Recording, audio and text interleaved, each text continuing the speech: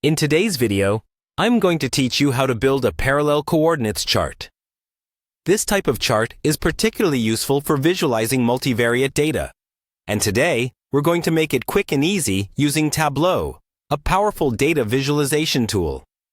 Let's dive in and get started. First things first, open your Tableau application. If you don't have it installed yet, you'll need to download it from the official Tableau website. Once you're there, go ahead and launch the app. As you might know, Tableau can handle vast amounts of data, providing us with dynamic tools to bring insights to life visually.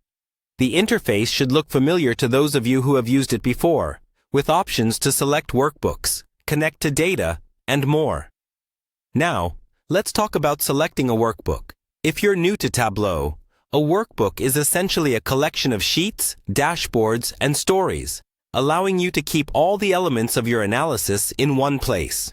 Choose a workbook that contains the data you'd like to explore with a parallel coordinates chart.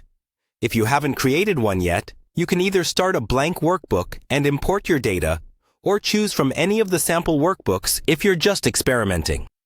Once you've selected your workbook, it's time to create the chart itself. To do this, navigate to the worksheet area. Remember, a parallel coordinates chart can at first seem complex as it displays lots of variables simultaneously. However, don't let this intimidate you. The key is to properly arrange your dimensions and measures onto the columns and rows shelves until you achieve a setup that visually makes sense. Drag the dimensions you want to compare across different axes, aligning them parallel to each other. This will help in identifying patterns and relationships across the variables. With our basic chart in place, let's enhance it by adding some color or filters. Colors are great for distinguishing different groups or categories within your data, making patterns easier to spot at a glance. You can do this by dragging a dimension or measure to the color shelf. Filters, on the other hand, are crucial for narrowing down your data set to focus on specific portions of your data.